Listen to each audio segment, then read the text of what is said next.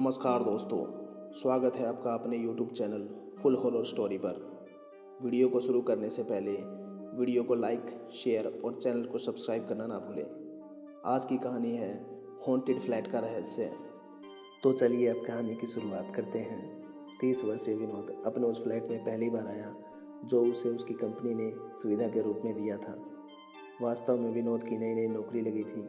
वह हरियाणा में अपना परिवार छोड़कर शिमला में आ गया था।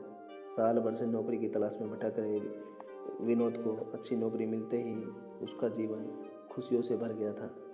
कंपनी ने सुविधा के रूप में उसे जो फ्लैट दिया था, उस फ्लैट में प्रवेश करते ही विनोद के होठों से स्वयं ही ये वर्ड्स निकल गए, वाओ, मोस्ट ब्यूटीफुल फ्लैट। वह भीतरी दीवारों तथा फ्लैट में मौजूद हर एक सामान को देखने के बाद बहुत ज़्यादा प्रसन्न हुआ।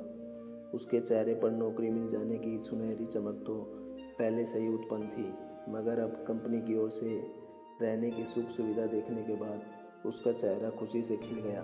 अपने ज़रूरी सामान से भरा बैग उसने कंधे से उतारकर नीचे फर्श पर छोड़ा और सामने पड़े सोफे पर जाकर बैठ गया। सोफे पर बैठते ही उसने सुकून महसूस करने जैसे अंदाज में आंखों को बंद करते हुए हल्की सी गहरी सांस छोड़ी।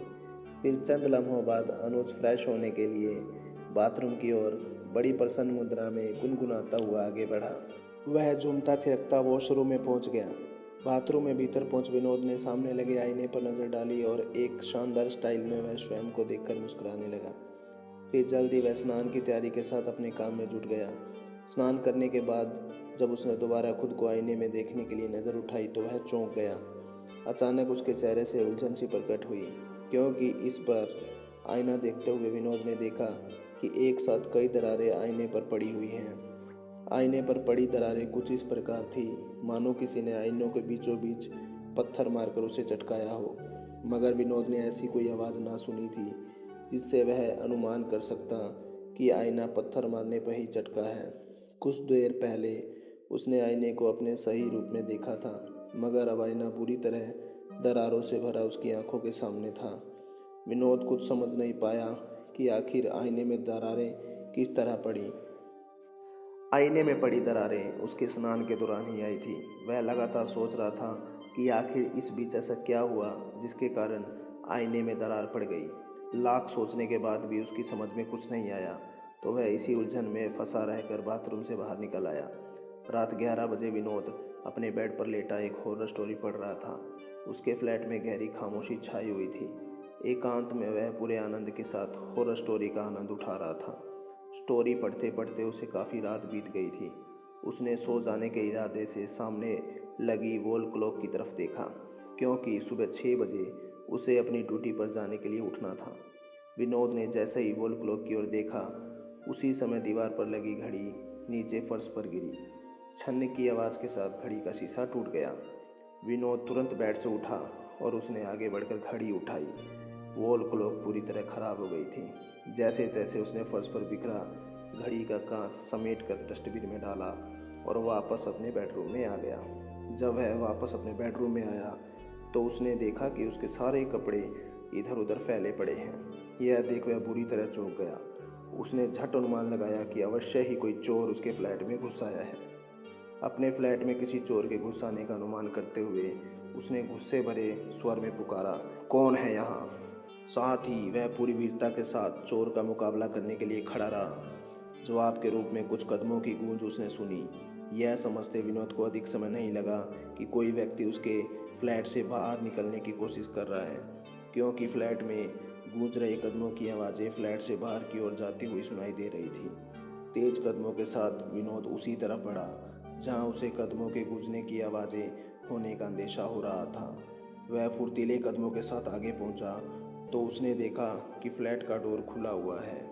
दरवाज़ा खुला जानकर विनोद को बहुत आश्चर्य हुआ, क्योंकि वह तो दरवाज़ा लॉक करके सोने की तैयारी के साथ बेड पर गया था, मगर अब दरवाज़ा खुला होने के बाद वह बहुत ज़्यादा हैरान था।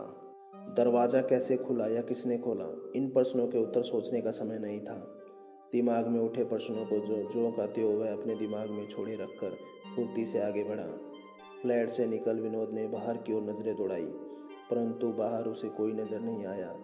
साथ ही वातावरण की शांति को महसूस करते हुए ऐसा बिल्कुल भी आभास नहीं हो रहा था कि कुछ देर पहले यहाँ कोई आया गया भी हो। हर तरफ गहरी खामोशी छाई हुई थी।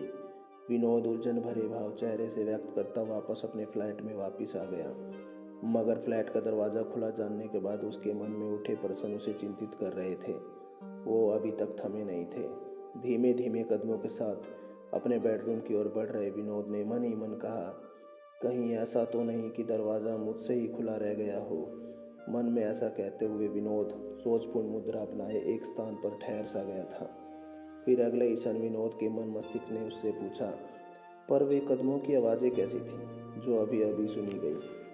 फिर अगले ही पल उसे लगा कि हो सकता है रात के इस खामोश माहौल में उसके कान बजे होंगे, क्योंकि बिखरे कपड़ों को देखकर उसने सोचा था कि शायद उसके फ्लैट में कोई चोर घुस आया है। तो इसी विचार के रहते उसे खामखा ऐसा लगा हो कि कोई चोरी छिपे उसके फ्लैट से निकल कर गया है। मन मस्तिष्क में उभरते सारे सवालों और जवाबों को उसने वहीं ख़त्म कर अपने फ्लैट का दरवाज़ा बंद किया और लाइट ऑफ करके बेड पर आ गया। आधी रात बीत चुकी थी। फ्लैट में अजीब सी गंध फैल जाने के कारण विनोद की आंखें खुल गई।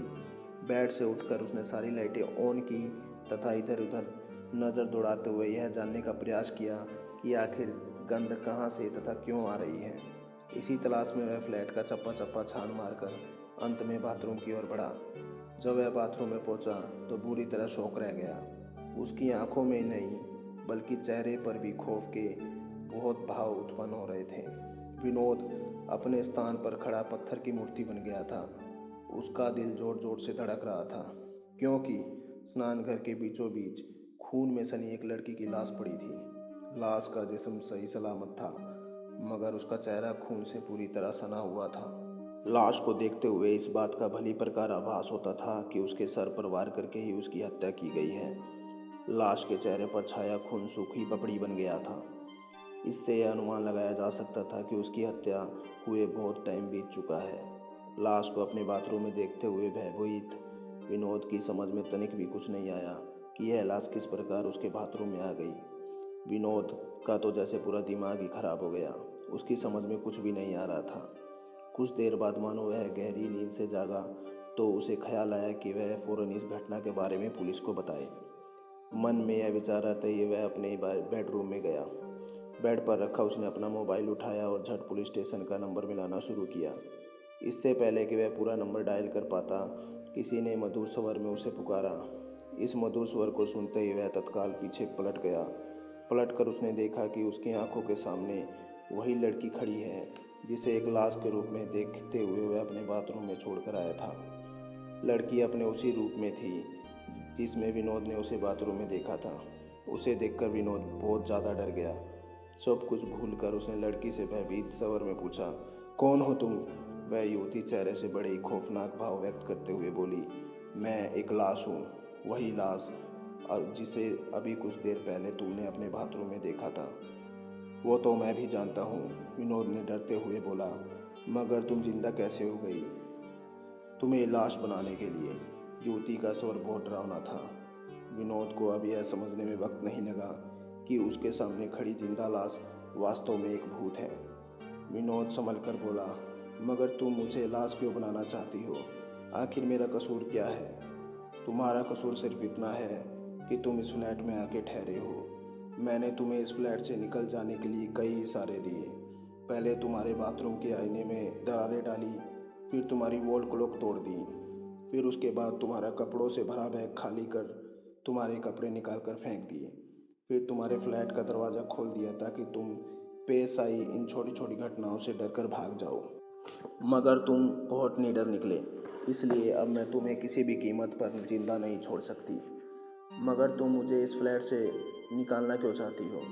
क्योंकि इस फ्लैट में दो आदमियों ने मिलकर मुझे मार डाला था। उसी दिन से मैं इस फ्लैट में रहती हूँ। पर ऐसा तुम्हारे साथ क्यों हुआ? उन दोनों आदमियों ने तुम्हारा मर्डर क्यों किया? विनोद ने पूछा। क्योंकि वो दोनों मुझे उठा लाए थे। इस फ्लैट में लाकर उन्होंने मेरा बलात्कार किया, उसके बाद मेरा कत्ल कर दिया। तब से उनकी प्रतीक्षा में मैं यहीं रहती हूँ। एक दिन वो दोनों यहाँ ज़रूर आएंगे और मैं उन्हें अपने हाथों से ख़त्म कर दूँगी। इसके लिए इस फ्लैट का खाली रहना बहुत आवश्यक है। ठीक है, तो मैं यह फ्लैट छोड़कर अभी चला जाता हूँ। विनोद ने धीमे स्वर में कहा। नहीं, वह ऊंचे स्वर में बोली। अब इस फ्लैट से तुम्हारी लाश ही जाएगी, क्योंकि तुम मेरी हकीकत जान गए हो। लिहाजा तुम्हें जिंदा छोड़कर मैं जमाने के लिए चर्चा का विषय नहीं बनना चाहती, वरना मेरा मकसद अधूरा रह जाएगा। मुझ पर विश्वास करो, विनोद पीछे हटता हुआ बोला। मैं तुम्हारा राज राज ही रखूंगा। मैं तुम्हारे बारे में किसी से कभी कुछ नहीं बताऊंगा। मेरा यकीन करो, मुझे जाने दो। विनोद गिड़गिड़ाने लगा। तुम जिंदा यहाँ से नहीं लौट सकते, युवती की लाश ने कहा। मुझे जाने दो, कहते हुए विनोद इस हद तक पीछे हटा कि अब और पीछे नहीं जा सकता था। उसकी कमर दीवार से सट गई थी। लड़की डरावना भाव चेहरे पर लिए उसकी ओर कदम बढ़ाने लगी। विनोद का दिल जोर जोर से धड़कने लगा। आंखों के सामने उसे अपनी मौत नाचती नजर आने लगी। वह किसी भी कीमत पर मरना नहीं चाहता था, मगर उसके ना चाहने पर भी उसकी मौत निरंतर उसकी ओर बढ़ रही थी। विनोद हर पल इस सोच में था कि कैसे इस भूत से बचा जाए, लेकिन मौत हर क्षण उसे अपनी आगोश में भर लेने के इरादे से उससे निकटता बढ़ा रही थी। जब वह जिंदा हुई लाश उसके केवल 4 कदम के फासले पर रह गई तो अचानक से विनोद बोला, ठहर जाओ, मैं मरने से पहले अपने मुंह में गंगा जल की कुछ बूंदें डालना चाहता हूँ। वह युवती की लाश ठहर गई और बोली, ठीक है। तभी विनोद गंगा जल लेने आगे बढ़ा। वह गंगा जल लेकर वापस युवती की लाश के पास चला आया।